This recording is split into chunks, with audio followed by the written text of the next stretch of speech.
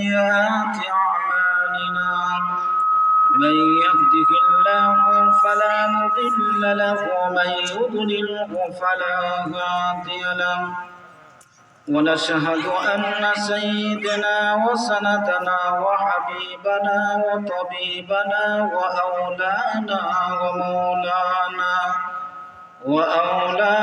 ومولانا محمدا عبد الله. أما بعد فقد قال الله تعالى في كلامه المجيد وفي فرقانه الحميد. فأعوذ بالله من الشيطان الرجيم. بسم الله الرحمن الرحيم. ومن يطع الله ورسوله ويخشى الله ويتقه فأولئك هم الفائزون. عن علي رضي الله تعالى عنه قال قال رسول الله صلى الله عليه وسلم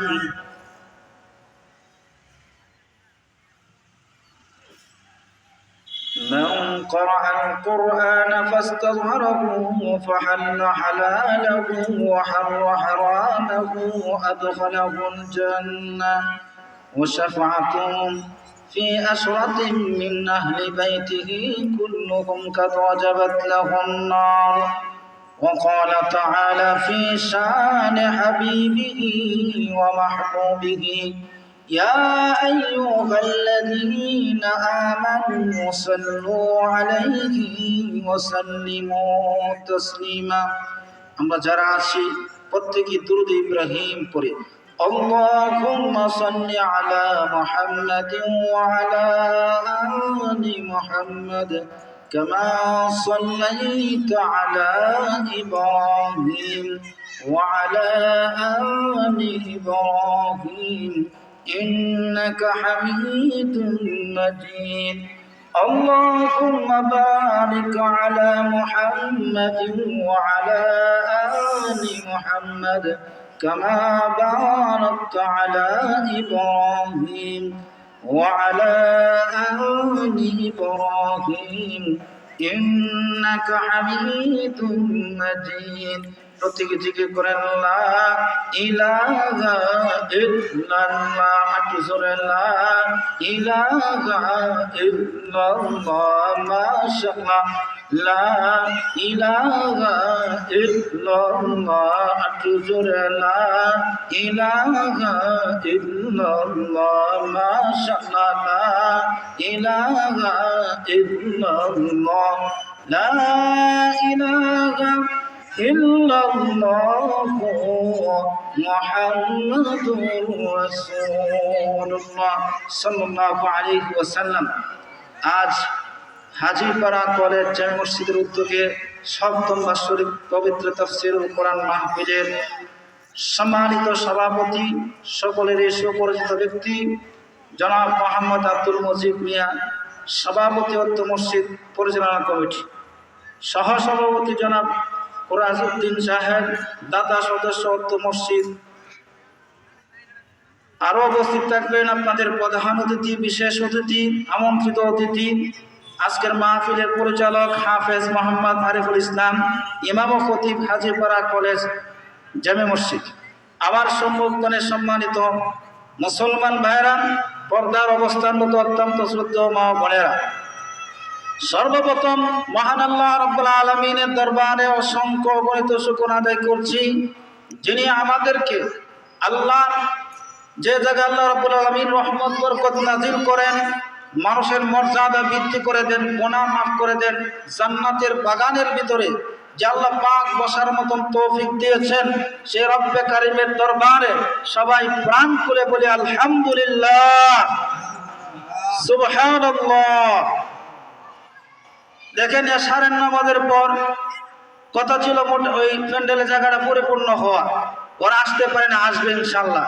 তা আমরা যারা আসছি মোটামুটি একটু সামনে জায়গায় বসলে সিস্টেমটা সুন্দর হয়। আর ছোট ফুলাবান যারা আছে আপনারাও সামনের দিকে চলে আসেন।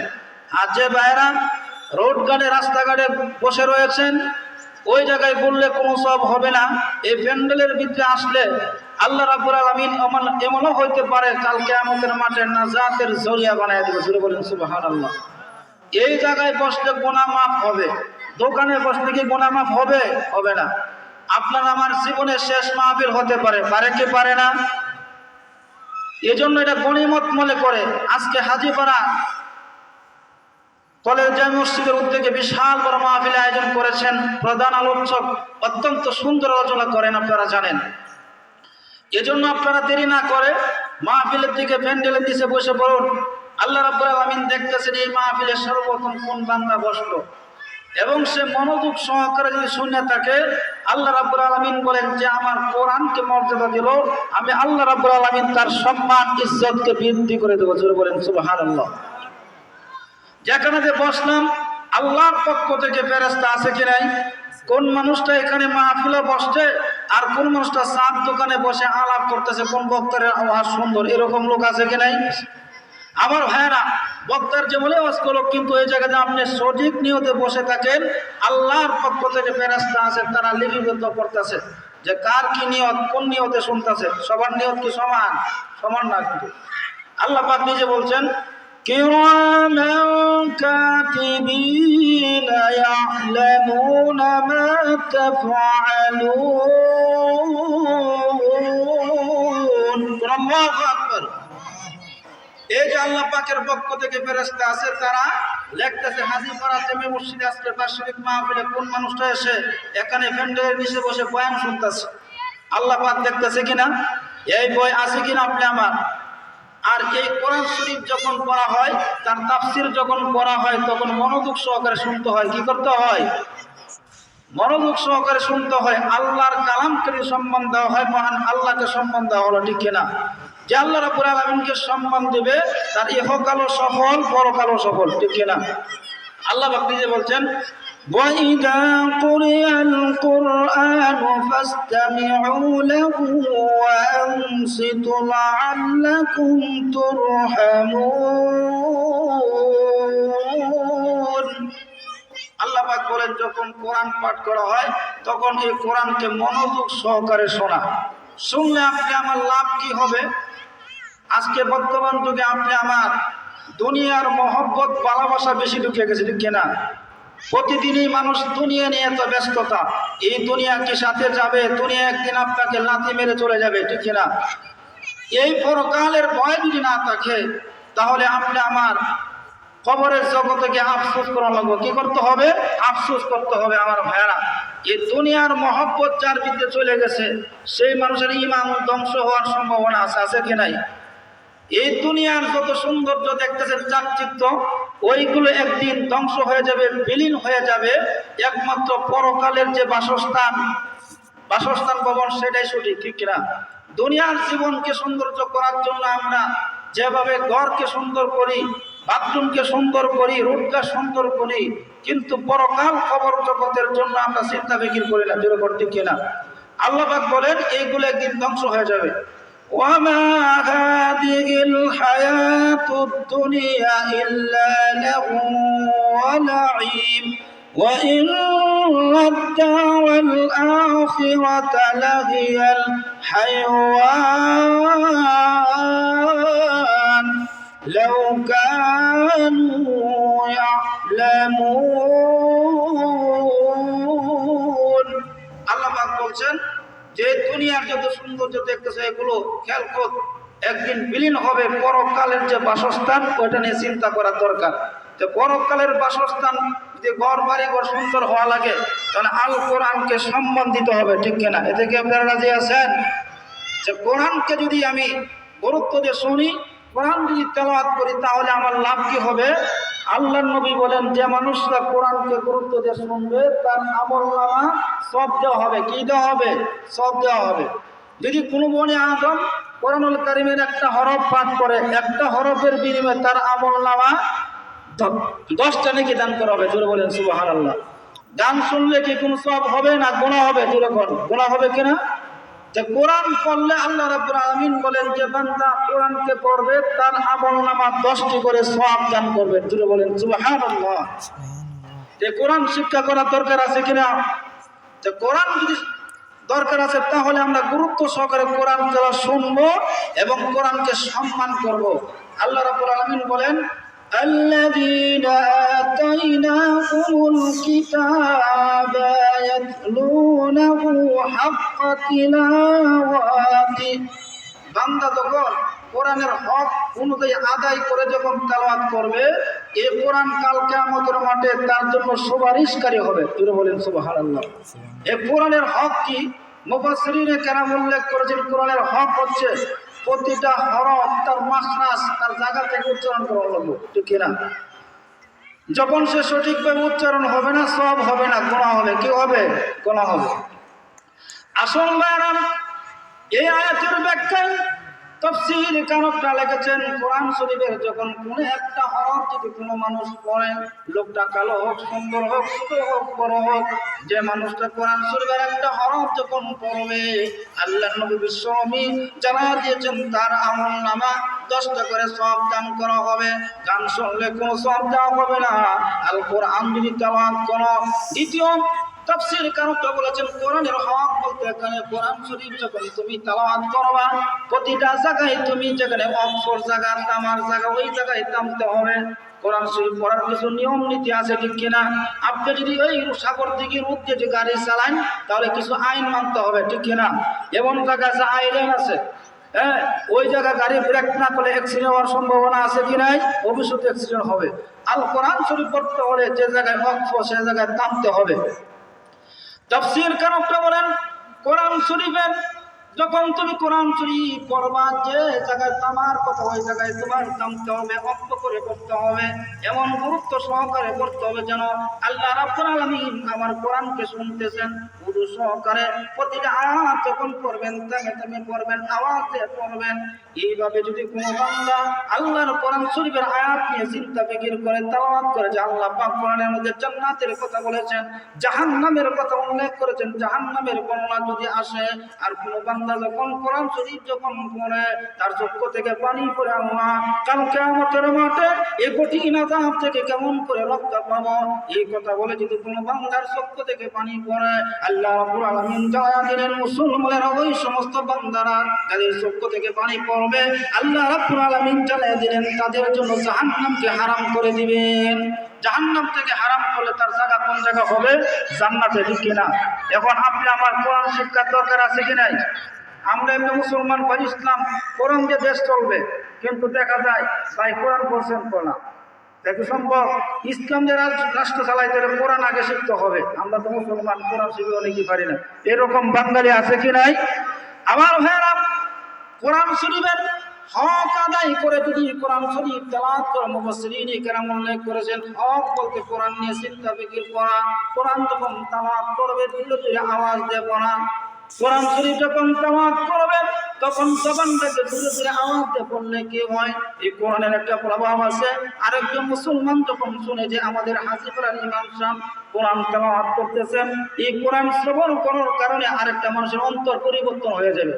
কোরআন এমন একটা মেডিসিন আমার ভাইয়ারা, এই দুনিয়ার সব গান যা শুনে কিছুদিন পরে এটা এক্সপায়ার ডেট হয়ে যায়, কিন্তু আল কোরআন যখন শুনে, যত শুনে তত ভালো লাগে, ঠিক কিনা?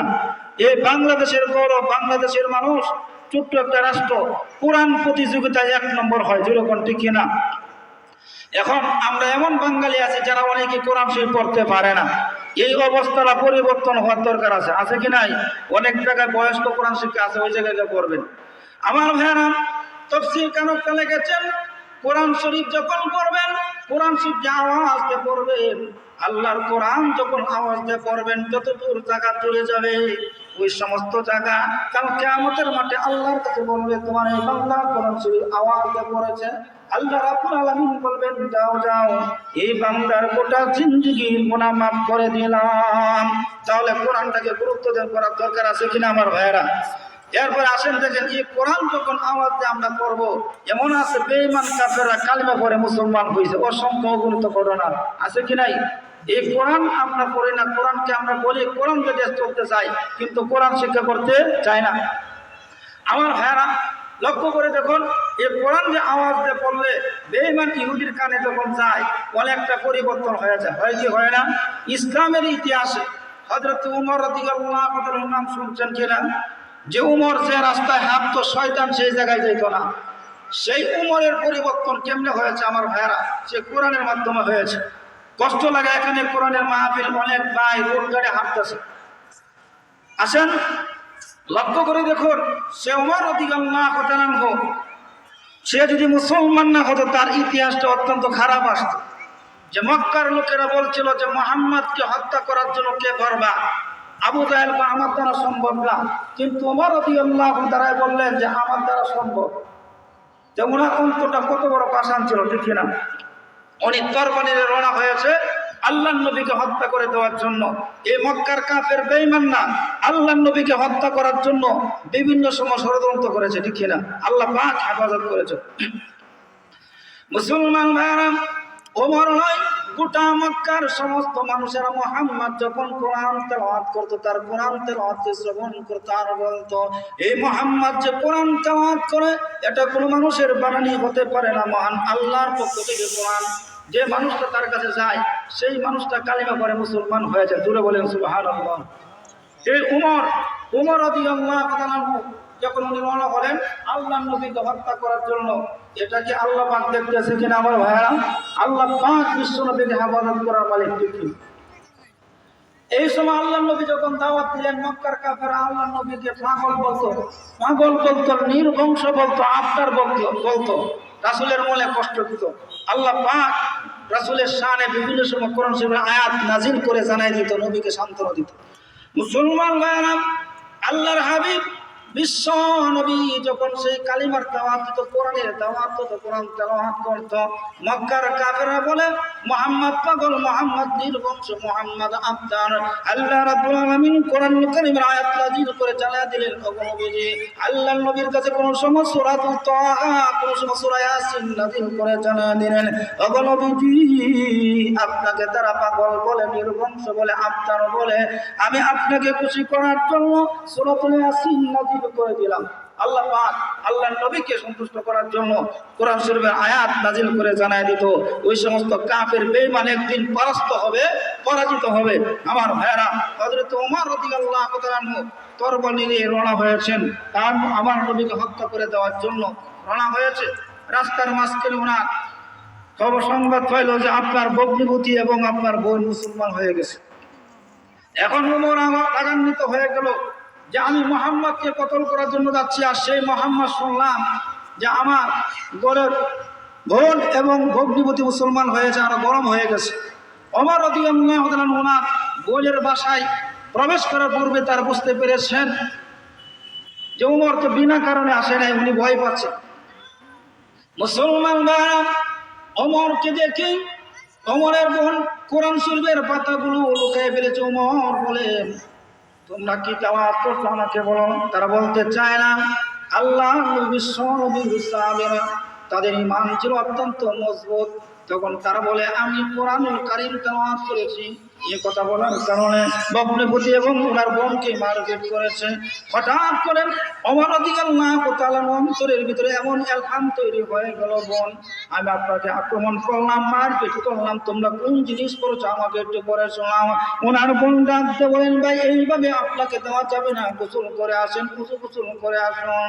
আল্লাহর নবী সাহাবী হযরত ওমর রাদিয়াল্লাহু তাআলা ওযু করে আসলেন। ওযু করে আসার পরে বলেন, এই কোরআন শরীফের আয়াত শুনিয়ে দিলেন, ইয়াসিন ওয়াল কুরআনিল হাকীম। এইভাবে যখন কোরআন শরীফের আয়াত যখন শোনাইয়া দিল, হযরত ওমর বলেন, না না, এটা কোনো মানুষের বাগানও হতে পারে না, কোনো সাহিত্যিকের হতে পারে না। আল্লাহর নবী বিশ্ব নবী রাহমাতুল লিল আলামিনের পক্ষ, এটা আল্লাহর পক্ষ থেকে আল কোরআনুল কারীম। মুসলমান ভাইরা, হযরত ওমরের অন্তরের ভিতরে কোরআনের অ্যাকশন শুরু হয়ে গেছে। খলিফাতুল মুসলিমিন হযরত ওমর রাদিয়াল্লাহু তাআলা রওনা হয়ে গেলেন, বললেন, আমাকে এই মুহূর্তে বিশ্ব নবীর দরবারে নিয়ে যাও, আমি কালিমা পড়ে মুসলমান হয়ে যাব।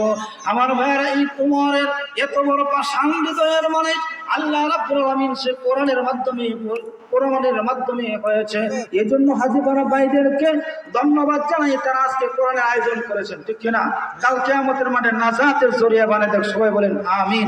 আমার ভাইরা এখনো যারা হাঁটতেছেন মেহেরবানি করে প্যান্ডেলের দিকে চলে আসেন। হযরত ওমর রাদিয়াল্লাহু তাআলা রওনা হয়েছেন আল্লাহর নবীর দরবারে। তখন আবু বকর সিদ্দিক বলেন, ইয়া রাসূলুল্লাহ, ইয়া হাবিবাল্লাহ, ওমর তো বিনা কারণে আসে নাই, হয়তো আপনার আক্রমণ করতে পারে। হযরত ওমর এই বক্তব্য শুনে, আবু বকর সিদ্দিকের বক্তব্য শুনে আল্লাহর নবী বলেন, ওমর যত বড় সাহসী হোক না কেন, আমার এই আঙ্গুলের প্রমাণ শক্তি তার হতে পারে না। কারণ আল্লাহর নবীকে আল্লাহ রাব্বুল আলামিন 40,000 যুবকের শক্তি দিয়েছেন। জোরে বলেন সুবহানাল্লাহ। এখন ওমর যখন আসতেছেন, তখন আবু বকর সিদ্দিক বাগে ঘাবড়ে গেলেন, হয়তো আক্রমণ করার সম্ভাবনা আছে কিনা। অথচ আল্লাহর নবীকে আল্লাহ রাব্বুল আলামিন এমন শক্তি দান করেছেন, তার সাথে কোনো মানুষ কোনো কিছু দিয়ে মোকাবেলা করা সম্ভব না। জোরে করে ঠিক কিনা? তাই একটা কথা স্মরণ হয়ে গেল, আল্লাহ রসুলের যুগে এক কুস্তিগীর, সে বলে, ও মুহাম্মদ, তোমার শক্তি বেশি না আমার শক্তি বেশি? আমাকে যদি কুস্তি খেলে পরাজিত করতে পারো তাহলে তোমার কালিমা পড়ে মুসলমান হব এবং তোমাকে 100 ছাগল উপটকন দিব। তা আল্লাহর নবী মনে মনে ভাবলেন, যেহেতু আমি কালিমার দাওয়াত দেওয়ার উদ্দেশ্য, সে যদি মুসলমান হয়ে যায় তখন তার সাথে এই কুস্তি করা সম্মত হয়ে গেল। আমার ভাইরা, সেই মক্কার যুগে রুস্তম বাহাদুর তার সাথে মোকাবেলা করার মতো কোনো লোক ছিল না। তার মনে আশা মুহাম্মদকে পরাজয় করবে, আর মুহাম্মদের পক্ষে কে আছে? মহান আল্লাহ রাব্বুল আলামিন, ঠিক কিনা? এই জন্য আমার ভাইয়েরা, আফগানিস্তান আমেরিকার সাথে টাক্কর দিয়ে প্রায় 53 বছর পর্যন্ত মায়ের করতে করতে আজকে বিজয়ী হয়েছে কিনা? একদিন বাংলার জমিনেও ইসলামের বিজয় হবে, ঠিক কিনা? আপনি আমার সতর্ক থাকতে হবে। আমার ভাইয়েরা, সে মোকানাম অনেক বড় একজন জাদুকর, অনেক বিশাল বড় যুদ্ধ। সে বিশ্ব নবীকে বলেন, আসেন আপনার সাথে কুস্তি খেলবো। আল্লাহর হাবিব বিশ্ব নবী আঙ্গুলের ইশারা দেওয়ার সঙ্গে সঙ্গে সে মাটিতে পড়ে গেল। সে বলতে লাগলো, মুহাম্মদ, এতদিন জানতাম মক্কার মানুষরা আপনাকে পাগল বলতো, নির্বংশ বলতো, আজকে বুঝতে পারলাম আপনি হলেন একজন জাদুকর। জাদুকর না বলে মক্কার কোনো মানুষ আমাকে পরাজিত করতে পারে না। আপনি আমাকে কেমন ভাবে পরাজিত করেছেন? আপনি একজন জাদুকর। এখন তার উচিত ছিল কালিমা পড়ে মুসলমান হব, কিন্তু তা না হয়ে আর উল্লাহ বলে মোহাম্মদ জাদুকর, ঠিক কিনা? আল্লাহর নবীর অন্তরে কষ্ট দেয়। এখন বলতেছে, মুহাম্মদ শোনো, সত্যিকারে তোমার ধর্ম সত্য হইলে এই যে দেখা যায় হাজীপাড়া কলেজের পাশে একটা গাছ আছে, আপনারা সারা এলাকা মিলে গাছটাকে এদিকে আনা সম্ভব? সব শক্তি একত্রিত করে আল্লাহ নবীকে বলে, এই গাছটা এদিকে এনে দাও, তাহলে তোমার কালিমা পড়ে মুসলমান হয়ে যাব। তার মুসলমান হওয়ার উদ্দেশ্য না, তার অন্তরের ভিতরে আল্লাহ কি করে যে মোহর মেরে দিয়েছেন। খতামাল্লাহু আলা কুলুবিহিম ওয়া আলা সামঈহিম ওয়া আলা আবসারিহিম গিশাওয়া। যাদের অন্তরে আল্লাহ পাক জিন মোহর মেরে দিয়েছেন, ওরা কোনোদিন মুসলমান হবে না। মুসলমান ভাইরা, আল্লাহর হাবিব বিশ্ব নবীকে বলে, আপনি যদি সত্যিকারে নবী হয়ে থাকেন তাহলে একটা প্রমাণ করুন, ওই গাছটা আমার কাছে নিয়ে আসেন আঙ্গুলের ইশারায়। আল্লাহর হাবিব বিশ্ব নবী আল্লাহ রাব্বুল আলামিনের কাছে মুনাজাত করে বলে, আল্লাহ এই গাছটা এই দিকে নিয়ে আসেন। আঙ্গুলে ইশারা দেওয়ার সঙ্গে সঙ্গে এই গাছটা জায়গায় চলে আসছে। ওই কমবক্ত ইহুদি বলে, এই কাফের বলে, মুহাম্মদ, তোমার মতন জাদুগির মক্কার জগতে আর কেউ হতে পারে না। আমার ভাইরা, সে হতভাগ্যের কবলে হাদিয়াত নাই। এই জন্য আপনি আমি মুসলমান পাইলাম, আজকে কোরআন পাইলাম, সে নবী পাইলাম। আমাদের উচিত হইল কোরআনকে সম্মান দেওয়া। জোরে কোন ঠিক কিনা? আজকে যে বিশাল আয়োজন করা হয়েছে, আমরা রূপ গানে ঘোরাফেরা করতেছি, আজকে এই জায়গায় বসার দরকার। আমার ভাইয়েরা, আগামীতে এমন দিনে আপনি আমি কবরের বাসিন্দার হয়ে যেতে পারি। জীবনের শেষ কথা মনে করে ওই মাহফিলে যদি আসতে পারেন, চৌকের পানিটুকু বলান, আল্লাহ রাব্বুল আলামিন কোরআনের খাতিরে গোটা জিন্দেগির গুনাহ মাফ করে দিবেন। কিন্তু আমরা এই জায়গায় বসতে চাই না। এই দেখেন, এই যে আমার যদি পাওয়ার থাকতো তাহলে সব দোকান উড়িয়ে দিতাম, কিন্তু আসে না। ইমানের দায়িত্ব সবার দিন সবাই শুনতে হবে, ঠিক কিনা? 2-4টা চা দোকান থাকতে পারে, মাঝে মাঝে একটু ঠান্ডা লাগলে চা খাইতে পারে।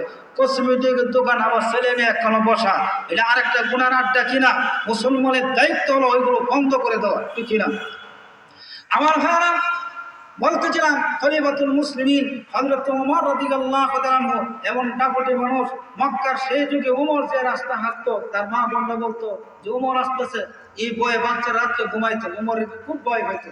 সেই ওমর রাদিয়াল্লাহু তাআলা আনহু তরবারি নিয়ে আল্লাহর নবীর মারার জন্য যাচ্ছে, এই কোরআনের মাধ্যমে আল্লাহ পরিবর্তন করছে, আর এই ওমর আল্লাহর নবীর দরবারে যাইতেছে। আবু বকর সিদ্দিক চিন্তা করে গেল যে ওমর কোন ঘটনা ঘটে। আল্লাহ নবী বলেন, ও আবু বকর শান্ত হও, ওমর কিছুই করতে পারবে না। মুসলমানেরা, এই কোরআন এমন একটা জিনিস, কোরআনকে যারা বুঝবে, কোরআনকে যারা মানবে, তাদের জীবন সাকসেসফুল।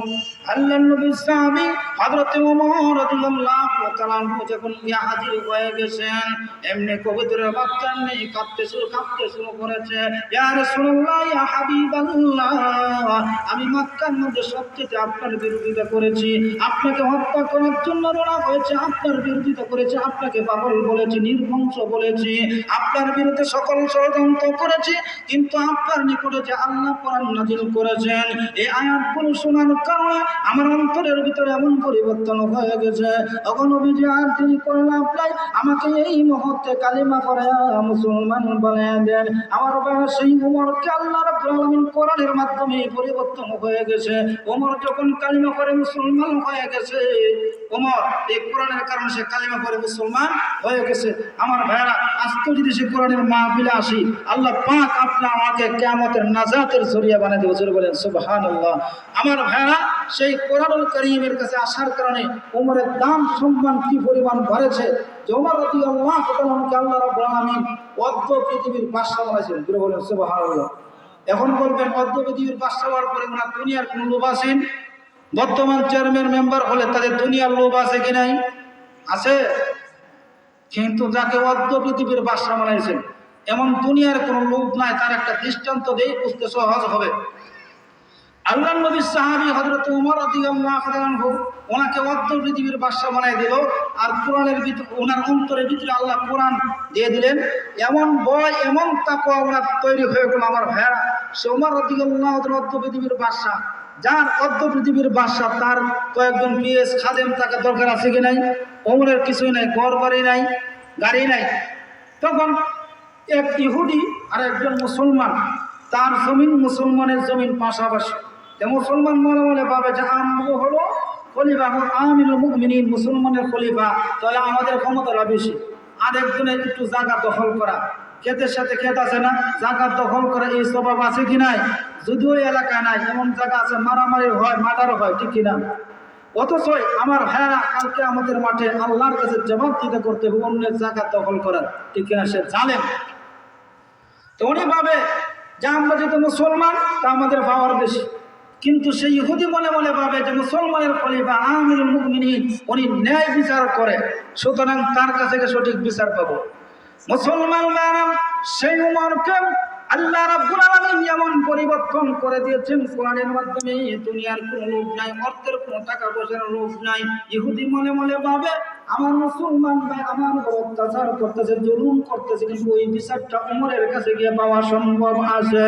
মানুষদেরকে জিজ্ঞাসা করা মুসলমানের বাদশা কোন জায়গায় থাকে, মুসলমানদের বাদশা বলে আমাদের বাদশা হয় না, উনি বলেন আমিরুল মুমিনিন, খলিফাতুল মুসলিমিন।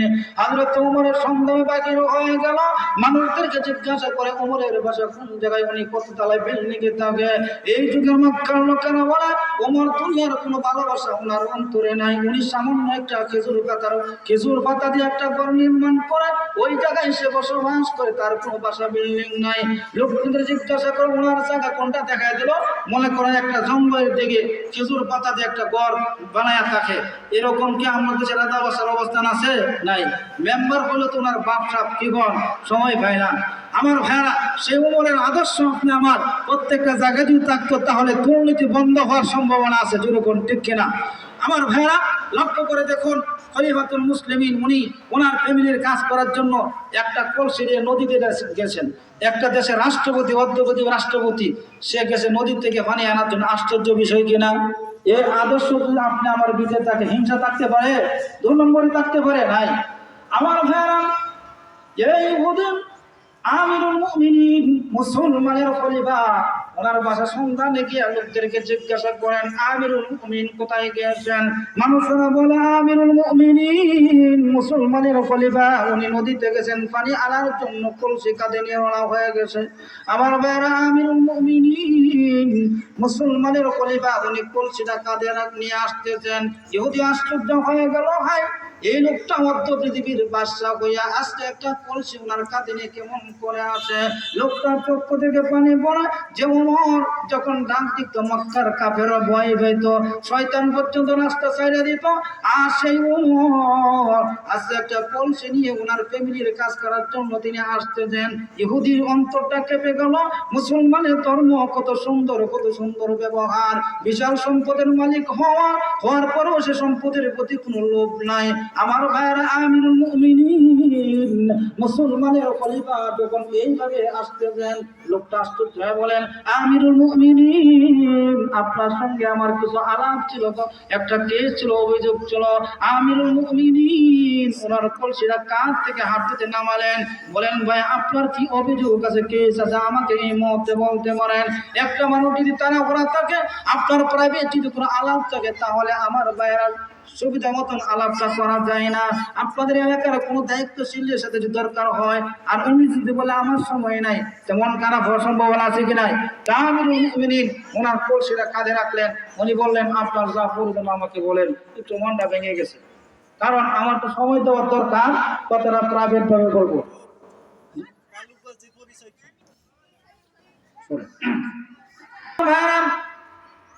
সবাই সমান না, ঠিক না? সবাই আল্লাহু আকবার। মুসলমান ভাইরা, ওই সময় ওনার কলসিটা হাঁটুতে রাখলেন, রাখার পরে উনি বলেন, আমার একটা অভিযোগ ছিল, কলসিটা জমিনে রাখেন। আমিরুল মুমিনিন মুসলমানের খলিফা, উনি কলসিটা জমিনে রাখেন নাই। উনি জবান দিয়ে বলেন, ভাই শুনেন, আমি যে আল্লাহ যে আমাকে অর্ধ পৃথিবীর বাদশা বানাইলেন, এক সময় ওমর আমি কিছুই ছিলাম না, আমার কোনো দাম ছিল না। আজকে কোরআন গ্রহণ করার কারণে আল্লাহ আমাকে অর্ধ পৃথিবীর বাদশা বানাইছেন। এই কলসিটা যে জমিনে রাখি, এই জমিনের মালিক তো আমি ওমর নয়। একটা কলসি যদি জমিনে রাখেন, তাহলে ভালো লাগার সম্ভাবনা আছে কি নাই? লাগতে পারে কিনা? আমিরুল মুমিনিন উনি জবাব দিলেন, না না, আমি কলসি যদি জমিনের ভিতরে রাখি, তাহলে ভালো লাগার সম্ভাবনা আছে। ওই ক্ষেতের মালিক কাল কিয়ামতের মাঠে যদি বলে, খলিফাতুল মুসলিমিন মুসলমানের খলিফা আমিরুল মুমিনিন অর্ধ পৃথিবীর বাদশা হওয়ার কারণে আমার জমিন থেকে ভালো নিয়ে গেছে, শুনে ওই জবাব দিতে তার কিয়ামতের মাঠে দিতে হয়। এই জন্য আমিরুল মুমিনিন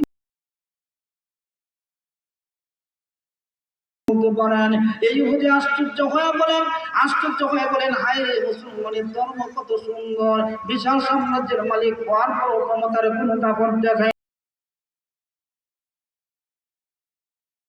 হাত না সারা খেয়াত আমার নিয়ে যাক, আমার কোনো আফসোস নাই, আমাকে এই মুহূর্তে কালিমা পড়ায়া মুসলমান বানায়, সে কালিমা পড়ে মুসলমান হয়ে গেছে। এই উমরের আদর্শ আপনি আমার প্রত্যেকটা জায়গায় যদি থাকতো, আজকে ইহুদি খ্রিস্টানরা মুসলমানরা মারত না, জোরে কোন ঠিক কিনা? কারণ আপনার আদর্শ এমন করতে হয়েছে, প্রত্যেকটা জায়গায় খোঁজখবর নেবেন, যত হিন্দু, তাদের বড় বড় দোকান, কারণ কি কিছু নীতি আছে, ঠিক কিনা? আজকে মুসলমান এক দোকানে যাবেন, আপনি এমন দাম ধরে দিব, দ্বিতীয়বার দোকানের দিকে সাকাইতেন না। এই উমরের আদর্শ থাকতো, যেমন আদর্শ ব্যবহার করলে মুসলমানরা সবাই যদি মুসলমান দোকান থেকে কিনে, তো হিন্দুরা দোকানে লোক কম যাইতো কিনা? হ্যাঁ, আমার ভাইয়েরা, এটা আপনি আমার এই অভ্যাস করার কারণে আজকে আমার এই গতি। আদর্শ ব্যবহার দেখাইলে তাহলে আজকে ইহুদি খ্রিস্টানরা এখনো মুসলমান হইতো, ঠিক কিনা? আর একটা খ্রিস্টান দেখলাম যে গ্রাম অঞ্চলে প্রায় জায়গায় মহিলার দোকান আছে না, চা বেছে, আলহামদুলিল্লাহ লোকের অভাব আছে, আসার পর যে সুন্দর আয়োজন করলেন, লোক কয়জন, ওই স্বাস্থ্য বাজারে দেখেন লোক বেশি, ঠিক করছে না? ঠিক করছি, ঠিক কিনা? যতক্ষণ পর্যন্ত চা খাবে সব জিনা হবে, কি হবে? জিনা হবে। একজন মেয়ের পর্দা করা ফরজ কিনা? আর বড় বড় সাত দোকান টাঙ্গাইয়া জামাই যায় অন্য কাজে, আর বড় সাত দোকান, আমার ভাইরা এটা জিনা সমতুল্য, এগুলো বন্ধ করতে হবে, ঠিক কিনা? একদিন মরণ লাগবে। আমার ভাইরা, বলতেছিলাম সেই উমরকে আল্লাহ রাব্বুল আলামিন আল কোরআনুল কারীমের মাধ্যমে পরিবর্তন করে দিয়েছে। এই জন্য কোরআন শিক্ষা করার দরকার আছে কি নাই? আমার ভাইয়ের আসল কোরআন শিক্ষা করলে কি হবে? আল্লাহর নবী বিশ্ব নবী রাহমাতুল লিল আলামিন জানায় দিলেন যে মানুষটা কোরআন শিক্ষা করলো, তার উপর আমল করলো, কাল কিয়ামতের মাঠে তাদেরকে জান্নাতুল ফেরদাউসের মেহমান বানায় দিবেন। জোরে বলেন সুবহানাল্লাহ। এই কোরআনুল কারীম যারা পড়বে তার অভিভাবকদেরকে আল্লাহ রাব্বুল আলামিন কাল কিয়ামতের মাঠে নূরের মুকুট পরাবেন। জোরে বলেন সুবহানাল্লাহ। এই কোরআনুল কারীমের আজকে মাহফিল আয়োজন করছে। আপনি আমার কাজ হলো এই জায়গা গুরুত্ব সহকারে শোনা। একটা মাহফিল করতে চাইলে 5 জন এদিক সেদিক থাকে, আবার মাহফিল করবেন শোনার জন্য অনেক লোক আসতেছে না, আছে কি নাই? আবার ভাইয়ারা, কোরআনের বিরুদ্ধে অবস্থান করা যাবে না, কোরআনকে শুনতে হবে, তাহলে আপনি আমি সাকসেসফুল, কামিয়াব মুসলমান ভাইয়ারা। বলতেছিলাম আল কোরআনুল কারীম যদি কোনো মানুষ যদি পড়েন, হযরত আলী রাদিয়াল্লাহু তাআলা বলেন, আন আলী রাদিয়াল্লাহু তাআলা قال قال رسول الله صلى الله عليه وسلم من قرأ القرآن فاستظهره فحل حلاله وحر حرامه أدخله الجنة। আল্লাহ নবী বলেন, হযরত আলী থেকে বর্ণনা, আল্লাহ নবী জানা দিলেন যে মানুষটা কোরআন শরীফকে সহি শুদ্ধভাবে শিখলো, তার উপর আমল করলো, যেটা হালাল হালালটাকে হালাল জানলো, হারামটাকে হারাম জানলো। যেমন হাদিসের মধ্যে কোরআনের মাধ্যমে আছে মিথ্যা কথা বলা যাবে না, মিথ্যা কথা বললো না। আল্লাহ নবী বিশ্ব নবী জানা দিলেন মিথ্যা বলা যাবে না, গীবত করা যাবে না, পরনিন্দা করা যাবে না, সুদ খাওয়া যাবে না, জিনা করা যাবে না, এগুলো হারাম। যেরকম ঠিক কিনা? নামাজ পড়তে হবে, রোজা রাখতে হবে, হজ করতে হবে, মানুষকে যাকাত দিতে হবে, সৎ ব্যবহার করতে হবে, ভালো ব্যবহার করতে হবে, কোরআনুল কারীমকে তেলাওয়াত করতে হবে, কোরআনকে মানতে হবে। এই কোরআন শুধু আমি নিজে মানবো, আমার ফ্যামিলিতে মানতে হবে, আমার সমাজে মানতে হবে, রাষ্ট্রের মধ্যে মানতে হবে, তাহলে বোঝা গেল হাল্লা হালালাহু হাররা হারামাহু। আমার বাবা, কোরআনটা প্রত্যেকটা জায়গায় মানতে হবে। যে মানুষটাকে এইভাবে যখন মানে নেবে, আল্লাহ নবী বিশ্ব নবীর ভাষায় বলেন তার জন্য জাহান্নামকে হারাম করা হবে। কি করা হবে? জাহান্নামকে হারাম করা হবে। শুধু তাই না, আল্লাহ নবী বিশ্ব নবী বলেন এই কোরআন শরীফকে যারা শিখলো, এরপর আমল করলো, নামাজ পড়লো, রোজা রাখলো, সত্য কথা বললো, মানুষকে দিনের দাওয়াত দিল, আল্লাহ নবী বিশ্ব নবী বলেন এই কোরআনকে মুখস্থ করলো, তার উপর আমল করলো, আল্লাহ রাব্বুল আলামিন জানাই দিলেন শোনো, সে একা শুধু জান্নাতে যাবে না, একজন কোরআনের হাফেজ 10 জনকে জান্নাতে নিতে পারবে। জোরে বলেন সুবহানাল্লাহ। এই জন্য আমার ভাইয়েরা, দুনিয়ার সব কিছু বিলীন হয়ে যাবে, একমাত্র কোরআন কারীমকে থাকতে হবে, থাকবে। এই জন্য যারা কোরআন পড়ে তাদেরকে সম্মান করার দরকার আছে কি নাই? আমরা তো তাদেরকে মূল্যায়ন করি না, কিন্তু আল্লাহ নবী বিশ্বনবী বলেন এই কোরআন পড়নেওয়ালাকে সম্মান করেন, তাদেরকে শ্রদ্ধা করেন, ভালোবাসেন, কালকে আমাদের মাঠে আল্লাহ রাব্বুল আলামিন নাজাতের জরিয়া বানায়া দিব। ঠিক কিনা? আল্লাহ নবী হাদিসের ভাষা অনুযায়ী বলেন আল্লাহর হাবিব বলেন যাদের লিস্টে জাহান্নামের লিস্টে যাদের নাম লেখা হয়েছে ওরা জাহান্নামে যাবে। আমার ভাইয়েরা, মুফাসসিরিন কেরাম উল্লেখ করেছেন, তাদের ব্যাপারে বলে দিয়েছেন যাদের ব্যাপারে জাহান্নাম লিস্ট করা হয়েছে এমন 10 জন মানুষকে সুপারিশ করে একজন কোরআনুল কারীমের হাফেজ সুপারিশ করে তাদেরকে জান্নাতে নিয়ে যাবে। জোরে বলেন সুবহানাল্লাহ। এখন হাফেজদেরকে সম্মান করা দরকার। বলেছেন যার যার অন্তরে এই কোরআনুল কারীম আছে, আল্লাহ রাব্বুল আলামিন কিয়ামতের মাঠে বলবেন কোরআন তেলাওয়াত করো। দুনিয়ার সব জ্ঞান শেষ, একমাত্র থাকবে কি? আল কোরআন। আমার বানানো কথা আল্লাহ পাক নিজে বলছেন, ইউকালু লিসাহিবিল কুরআন ইকরা ওয়ারতাকি ওয়ারাত্তিল কামা কুনতা তুরাত্তিল ফিদ দুনিয়া ফাইন্না মানজিলাকা ইনদা আখিরি আয়াতিন তাকরাউহা। আল্লাহ হাবিব বলেন যে কোরআন শরীফে মুখস্থ করেছে, আমার ভাইয়েরা, কাল কিয়ামতের দিন এমন একটা অন্ধকার, যেদিন কোনো মানুষ কাউকে সুপারিশ করবে না। পিতা তার সন্তানকে চিনবে না, সন্তান তার আব্বাকে চিনবে না, আম্মা তার সন্তানকে চিনবে না। আমার কথা নয়, আল্লাহ রাব্বুল আলামিন নিজে বলেন ফালা আনসাবা বাইনাহুম ইয়াউমাইদিন ওয়ালা ইয়াতাসাআলুন। আল্লাহ রাব্বুল আলামিন বলেন কিয়ামতের মাঠে আল্লাহ রাব্বুল আলামিন জানায়া দিলেন ওই সময় মানুষ হাহাকার করবে, বাঁচাও বাঁচাও, কেউ বাঁচাবে না, কেউ কাউকে চিনবে না। ওই সময় যদি আপনি একজন আলেমকে মহব্বত করেন, একজন হাফেজকে যদি মহব্বত করেন, আর উনি যদি বলেন আল্লাহ উনি আমাকে একটা চা খাওয়াইছে, মহব্বত করেছে, আল্লাহ রাব্বুল আলামিন বলেন তাকে নিয়ে তুমি জান্নাতে চলে যাও। জোরে বলেন সুবহানাল্লাহ। আমার ভাইরা, আমার তেলাওয়াতকৃত হাদিসের মাধ্যমে আল্লাহ রাব্বুল আলামিন বলবেন তুমি কোরআন পড়ো। এখন যদি কোনো মানুষের সূরাতুল ফাতিহা মুখস্থ আছে কি নাই, এই সূরাতুল ফাতিহার কয়টা আয়াত? 7টা আয়াত কিনা? এই 7টা আয়াত যদি আপনি একটা একটা পড়েন, আপনাকে আল্লাহ রাব্বুল আলামিন 7 তলা বিল্ডিং এর মালিক বানায় দেব। জোরে বলেন সুবহানাল্লাহ। এখন প্রতিদিন আমার কি করব? সূরাতুল ফাতিহা পাঠ করব। এখন কোন মানুষ যদি গোটা 30 পারা কোরআনের হাফেজ হয়ে থেকে সে তেলাওয়াত করতে থাকবে, আমার ভাইরা কোরআন শরীফের যত আয়াত আছে ওই তলা বিল্ডিং এর মালিক সেই হাফেজকে আল্লাহ রাব্বুল আলামিন বানায় দেব। জোরে বলেন সুবহানাল্লাহ। এজন্য কোরআনের হাফেজ আলেমদেরকে সম্মান করা দরকার আছে কি নাই? হইতে পারলাম না, এই মাহফিলটাকে সম্মান করা দরকার ছিল। আজকে এই জায়গায় মাহফিল, ওই জায়গায় পোলাপান করতেছে, হ্যাঁ, ওদেরকে বসায়া দরকার। কারণ এই জায়গায় বসলে অনেক যুবকরা পরিবর্তন হওয়ার সম্ভাবনা আছে কি নাই? বর্তমান যুগে যুবকরা মোবাইলের নেশার মধ্যে নষ্ট হয়েছে, ঠিক কিনা? ফিরছে গোলাপান মোবাইল চালা হয়, আছে কি নাই? চালাইতেছে, ছবি দেখতেছে, ইউটিউব ফেসবুক, ইমান ধ্বংস হয়ে যাচ্ছে। আমার ভাইয়ের, আমার মুসলমান ভাইয়ের, আমার আপনি আমার সন্তানগুলোকে কোরআনের শিক্ষায় শিক্ষিত যদি করতে পারেন, কাল কিয়ামতের মাঠে 10 জন লোকদেরকে জান্নাতে নিয়ে যাবে যারা জাহান্নামের উপযুক্ত। এই জন্য কোরআনকে গুরুত্ব দিতে হবে। আল্লাহ নবী বলে দুনিয়ার সব নিয়ামত শেষ হয়ে যাবে, একমাত্র কোরআন থাকবে। কি থাকবে? কোরআনুল কারীম থাকবে। এই কোরআন কারীম যদি প্রতিদিন আমি তেলাওয়াত করি, আল্লাহ নবী বলেন, বিশ্ব নবী রাহমাতুল লিল আলামিন বলেন, কোন মানুষ যদি আসার নামাজের করে সূরাতুল মুলক যখন পাঠ করবে, আল্লাহ নবী বিশ্ব নবী রাহমাতুল লিল আলামিন বলেন ওই বান্দা বান্দি যখন দুনিয়া থেকে চলে যাবে, আমার ভাইরা দুনিয়া থেকে যখন চলে যাবে, যখন কবরে রাখা হবে, কবরে যখন রাখা হবে দুনিয়ার সমস্ত ক্ষমতা শেষ হয়ে যাবে। ওই সময় আল্লাহ নবীর সময় বলেন সূরাতুল মুলক একটা পাখির সূরত ধারণ করবে। ওই পাখি সূরত ধারণ করে কবরের পাশে দাঁড়ায় যে মুর্দার কাছে দাঁড়ায় যাবে।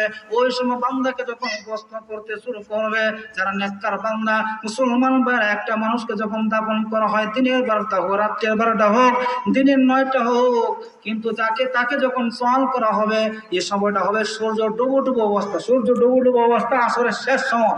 আমার ভাইরা, ওই সময় একটার বান্দা যদি হয়, তারা বলবে আমাকে উযুর একটু পানি দাও, উযু করে নামাজ আদায় করবে।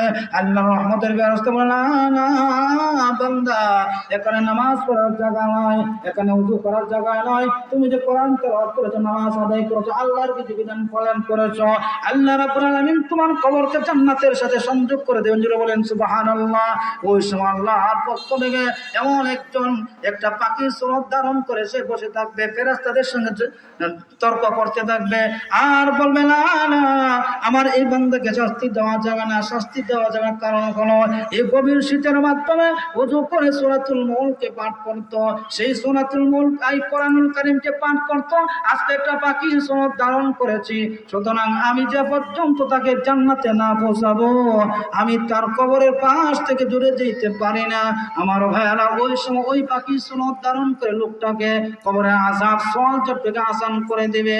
আল্লাহ রাব্বুল আলামিন জানা দিলেন, যারা কবরের সওয়াল জব আসান হয়ে যাবে, সহজ হয়ে যাবে, উত্তর দিতে পারবে, আল্লাহ রাব্বুল আলামিন এমন হুকুম দিবেন, কবরকে জান্নাতের সাথে সংযোগ করে দিবেন, জান্নাতের নিয়ামত উপভোগ করতে থাকবে।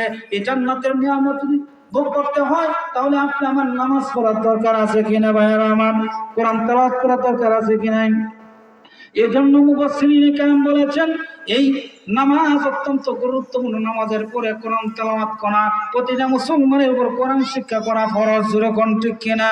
আল্লাহর নবী বিশ্বনবী রাহমাতুল লিল আলামিন জানায়া দিলেন, মানুষটাকে যখন দাফন করা হবে, দাফন করার সময় আগে বলছি সূর্যটা ডুবো অবস্থা, যারা নেককার বান্দা তারা চাইবো আমাকে উযুর পানি দেওয়ার জন্য। জোরে কোন ঠিক কিনা? আর যারা বদকার নামাজ পড়ে নাই, এদের অবস্থা কি ভয়াবহ হবে কি হবে না? ওই সময় আফসোস করবে, সে আফসোসে কোনো কাজে আসতে পারে না। মুফাসসিরিনে কেরাম বলেছেন এই সময়টা হবে আসরের সময়। কোন সময়? আসরের সময়। আসরের নামাজ মানুষের তাড়াহুড়া আছে কি নাই? আমার ভাইয়ারাম, মুসলমান ভাইয়ারাম, ওই সময় কেন আল্লাহ রাব্বুল আলামিন ওই সূর্য ডুবুর অবস্থা কেন করলেন? আসরের নামাজের মধ্যে মানুষের গাফলতি আছে, বিভিন্ন কাজের ঝামেলা, বাজারও যাইতে হয়, অনেক কাজ করতে হয়। আল্লাহ রাব্বুল আলামিন বিশ্ব নবীকে জানাইয়া দিলেন, আমার পক্ষ থেকে যে সমস্ত ফেরেশতা আছে ফজর এবং আসরের সময় ডিউটিকে পরিবর্তন করা হয়। যে ফজরের সময় একটা লোক যদি ফজরের নামাজ পড়ে থাকে, ফজরের নামাজটা একটু কষ্ট না, সারা রাত ঘুমে থাকে, ঠান্ডা শীত, হ্যাঁ, আল্লাহ রাব্বুল আলামিন জানাই দেওয়া যে আমার বান্দা ফজরের নামাজ জামাতের সঙ্গে বসে জুড়ে বলেন সুবহানাল্লাহ।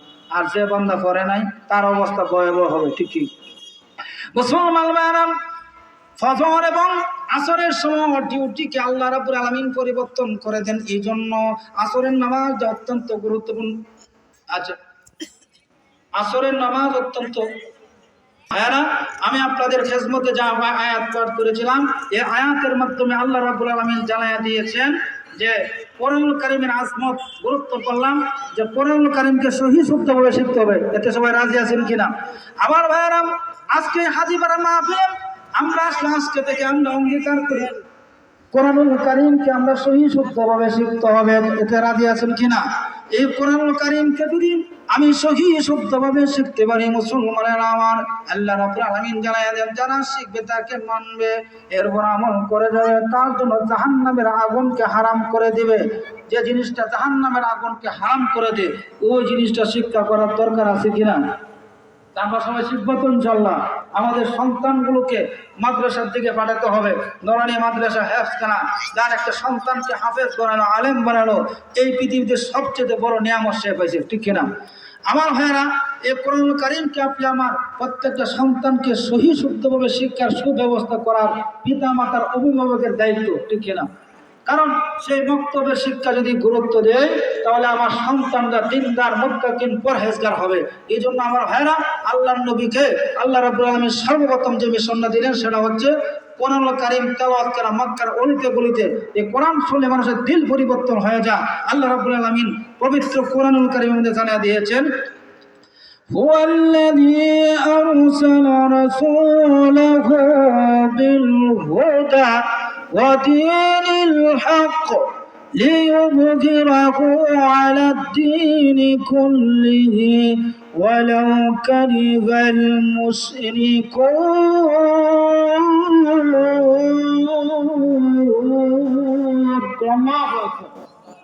আল্লাহ রাব্বুল আলামিন এই জন্যই রাসূল আপনি কি করুন, মক্কার অলিতে গলিতে গিয়ে আল কোরআন তেলাওয়াত করুন।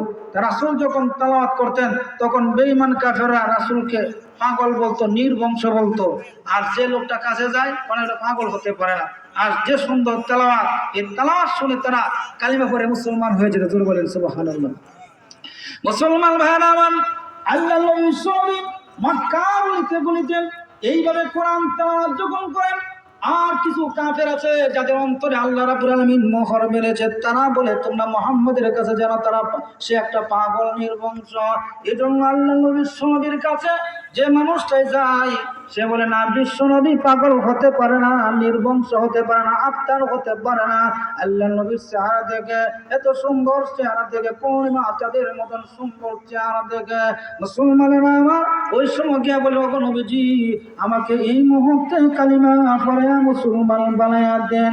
আল্লাহ রাব্বুল আলামিন ওনার কোরআনে এমন জজবা দিয়েছিল, এই জন্য আল্লাহ নবী সর্বপ্রথম ইমানের দাওয়াত দেওয়ার সঙ্গেই কোরআন তেলাওয়াত করতেন। মক্কার অলিতে গলিতে বিভিন্ন জায়গায় যখন কোরআন তেলাওয়াত করত, কাফেরদের অন্তরে জালজালা হয়ে গেল। আল্লাহ রাব্বুল আলামিন জানায় দিলেন, কোরআন যে জায়গায় তেলাওয়াত করা হয় আর যারা শুনে তাদের ঈমান বৃদ্ধি পায়। কি ভাই? ঈমান বৃদ্ধি পায়। ঈমান বৃদ্ধি হওয়ার দরকার আছে কিনা? আপনি আমার ঈমান নামে একটা সফটওয়্যার আছে, এই সফটওয়্যারে সুদ, ঘুষ, জিনা, মিথ্যা কথা বলে আপনি আমার অন্তরটা নষ্ট, ঈমানটা নষ্ট হয়ে যাচ্ছে। ঠিক কিনা? এই জন্য এর মেডিসিন হচ্ছে, ওষুধ হচ্ছে আল্লাহ রাব্বুল আলামিন বললেন কোরআন তেলাওয়াত করা। إنما المؤمنون الذين إذا ذكر الله وجلت قلوبهم وإذا تليت عليهم آياته زادتهم إيمانا وعلى ربهم يتوكلون। الله أكبر। আল্লাহ রাব্বুল আলামিন সূরাতুল আনফালের মধ্যে বলেন, মুমিন বান্দা যখন কোরআনকে তেলাওয়াত করবে, আল কোরআনুল কারীমকে যখন তেলাওয়াত করবে, মনোযোগ সহকারে তেলাওয়াত করবে, আল্লাহ রাব্বুল আলামিন বলেন তার ঈমানকে বৃদ্ধি পায়, ঈমানকে আল্লাহ বাড়ায় দেয়। কারণ আপনি আমার ঈমানের ভিতরে সুদের গুনাহ আছে, জিনার গুনাহ আছে, মিথ্যা কথার গুনাহ আছে, ক্রোধের গুনাহ আছে। এই জন্য ঈমান নামে একটা সফটওয়্যার দুর্বল হয়ে গেছে। আজকে কোরআন তোলা শুনতে ভালো লাগে না, আপনি আমার নাচ গান শুনতে ভালো লাগে, কারণ হলো আমার ভাইয়ারা সেই অন্তরের ভিতরে যে আপনি আমার অন্তরটা এমন দুর্বল করেছে, ঈমান নামে একটা সফটওয়্যারটা এমন দুর্বল করে দিয়েছে। এই জন্য আল্লাহ রাব্বুল আলামিন বলেন এই কোরআনুল কারীম যখন তেলাওয়াত করবে, মনোযোগ সহকারে আদায় করবে, আল্লাহ রাব্বুল আলামিন বলেন সেই মুমিন বান্দা বান্দার ঈমানকে আল্লাহ রাব্বুল আলামিন বৃদ্ধি করে দেন। এই জন্য মুসলমান ভাইয়ারা, আপনি আমি নিজেও কোরআন শরীফ পড়বো, আমার সন্তানগুলোকে